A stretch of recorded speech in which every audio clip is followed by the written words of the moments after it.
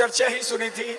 संयोगवश ऐसा हुआ कि पिछले साल बसंत महोत्सव लखनऊ में हुआ था और हमारी मंजू दीदी जो पवन भैया के परिवार से जुड़ी हुई हैं, उन्होंने लखनऊ में इनको आने के लिए आमंत्रित किया। ये पवन देहरीवाल मेहरीवाल और पवन झुनझुनवाला, ये दोनों पवन वहाँ उपस्थित हुए। आप देखिए हम लोग कितनी श्रद्धा से, कितनी आस्था से दादी जी के उत्सव में अपनी श्रद्धा निवेदित करने के लिए उपस्थित होते हैं, मंदिरों में जाते हैं, परंतु हमारा विश्वास कितना है, हमारे को कितना कॉन्फिडेंस है, उसका प्रत्यक्ष प्रमाण ये भाई पवन है। वहां असली बात तो मैंने बताई नहीं अभी तक आपको। कितने तारीख को था? 9, 10, 12, 13 जनवरी 13 जनवरी की शाम को हम लोग जिस भवन में ठहरे हुए थे उसकी लॉबी में मंजू दीदी ने मेरे से कहा कि 10 मिनट का समय दीजिए और पवन जी आपसे मिलना चाहते हैं। पवन मेहरीवाल और पवन झुनझुनवाला दोनों से मैंने मुलाकात की। इन्होंने वहाँ का आयोजन देखकर इनको प्रेरणा मिली, ये प्रेरित हुए और इन्होंने मेरे को कहा कि अगला बसंत महोत्सव में वहाँ डेयरी ऑन में करवाने की मेरी इच्छा है। मैंने कहा जैसा दादी चाहेंगी वैसा होगा, आप कम से कम एक एप्लीकेशन जा करके भेज दीजिए तो हमारे ट्रस्ट की आगामी सभा में हम इस विषय में निर्णय लेंगे। बोले ये अर्जी मर्जी नहीं जानते हम। देखिए बिहारी भाषा में इन्होंने मेरे को जो कहा वो बता रहा हूँ, ये अर्जी मर्जी नहीं जानते। आप जैसा बोलिएगा, जो लिख के भेजिएगा वो हम भेज देंगे आपको, लेकिन ये सोच लीजिए, मान लीजिए कि अगला बसंत महोत्सव डेयरी ऑन में होना है।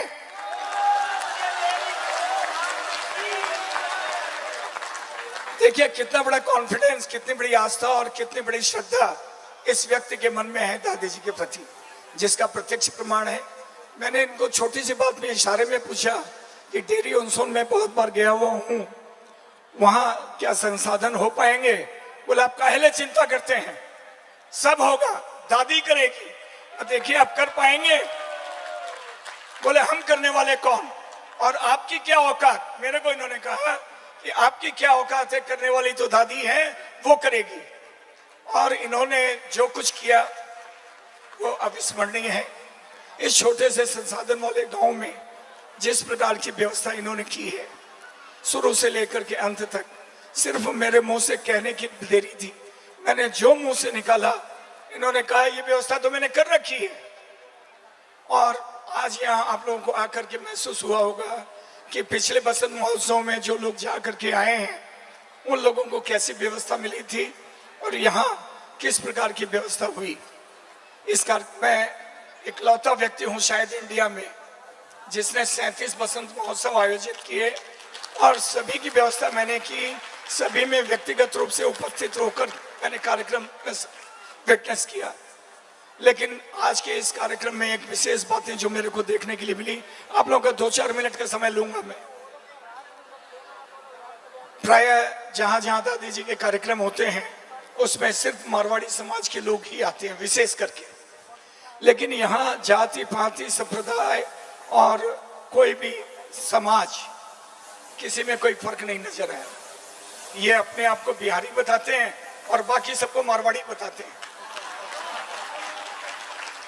देखिए कितना भाव है इन बातों में कि कल शोभा यात्रा निकली, शोभा यात्रा में पूरे रास्ते यहाँ डेयरी ऑन के हर समाज के व्यक्ति, अल्पसंख्यक हो, हिंदू हो, जैनी हो, किन्नर हो, कोई बाकी नहीं रहा।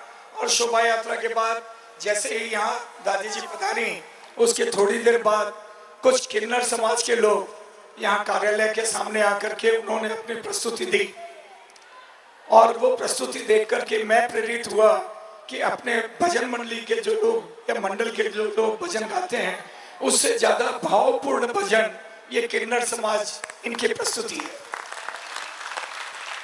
मैं बहुत सच्ची बात बताता हूं कि ये किन्नर जब आते हैं तो हर आदमी भयभीत हो जाते हैं कि पता नहीं ये लोग क्या मांग लेंगे, क्या अत्याचार करेंगे।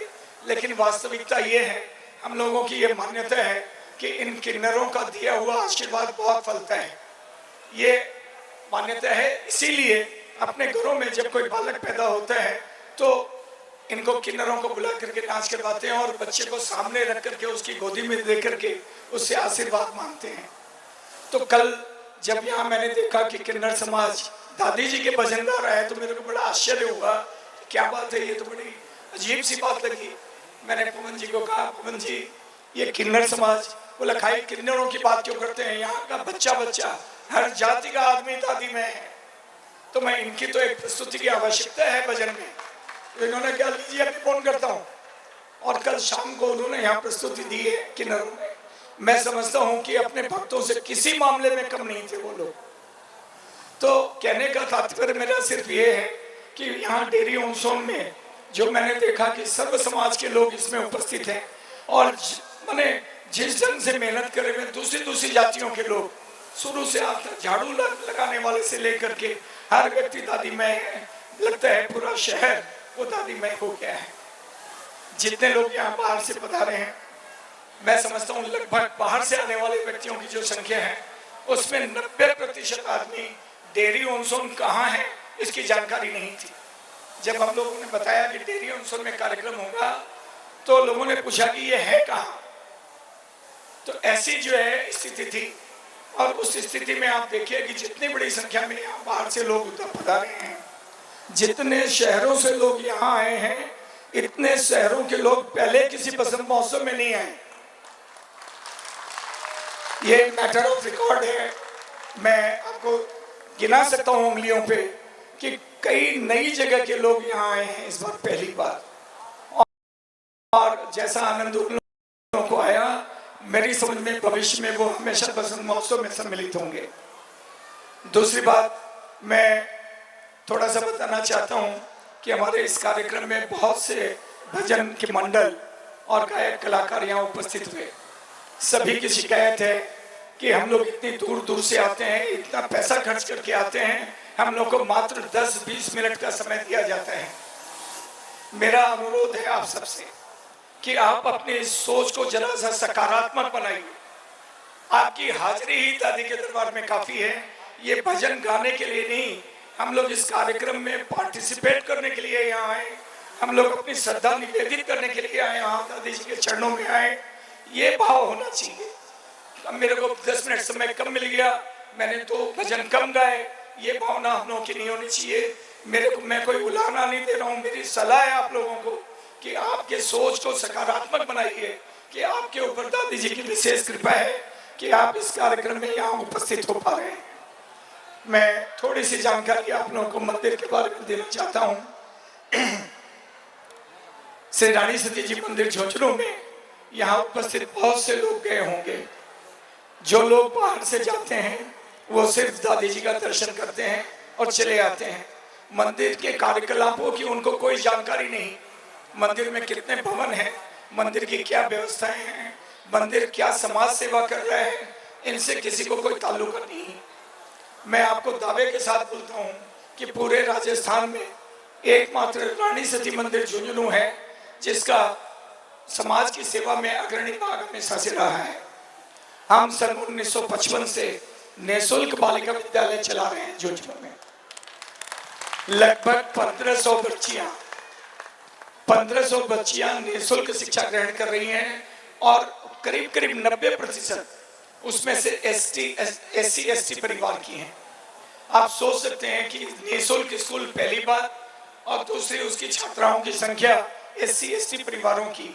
ऐसे वातावरण के बच्चे जब आते हैं स्कूल में तो रिजल्ट हमेशा पुअर समझा जाता है, लेकिन पिछले 36 वर्ष से तो मैं विद्यालय का कार्य देख रहा हूँ, हमारा रिजल्ट 100% होता है, और करीब 60% फर्स्ट डिविजनर, 30% सेकेंड डिविजनर, बाकी 10% में दूसरे जो है बच्चे होते हैं, लेकिन 100% रिजल्ट हम अचीव करते हैं। मैं समझता हूँ दादी जी की बहुत बड़ी कृपा है कि ऐसा निःशुल्क विद्यालय बनाकर बालिकाओं को शिक्षित करने के लिए हमारे भोलाराम जी पाटोदिया थे जिन्होंने 1955 में बालिका विद्यालय की स्थापना की थी। उद्देश्य था कि समाज उस समय प्रतिबंधित थी बालिकाओं की शिक्षा। बच्चियों को लोग स्कूल में नहीं भेजते थे। मैं एक विद्यालय का प्रेसिडेंट हूँ कलकत्ते में, 104 वर्ष पुरानी स्कूल है, उसकी प्रोसीडिंग हम देख रहे थे। उस प्रोसीडिंग में लिखा हुआ है कि इतना विरोध था नारी शिक्षा का। मैं समझता हूँ समाज के वरिष्ठ लोग मेरे साथ हैं, मेरी बात से इनकी सहमति होगी। आज से 103 वर्ष 4 वर्ष पुरानी की प्रोसीडिंग में ये लिखा हुआ है कि जब विद्यालय आरंभ किया गया तो समाज का विरोध हुआ कि यदि बच्चियों को स्कूल में पढ़ने के लिए भेजेंगे वो बिगड़ जाएंगी, और यहाँ तक लिखा हुआ है उसमें कि वो विधवा हो जाएंगी। सोचिए कितना अन्याय की बात उस समय थी हमारे समाज में कि ऐसा विचार था हम लोगों का। आज वही समाज, यदि बालिका शिक्षित होगी तो परिवार शिक्षित होगा, परिवार शिक्षित होगा, समाज शिक्षित होगा, समाज शिक्षित होगा, देश शिक्षित होगा, और हमारा हिंदुस्तान, हमारी ये बच्चियां पढ़ लिख कर कामयाबी हासिल कर सके। इस उद्देश्य से हम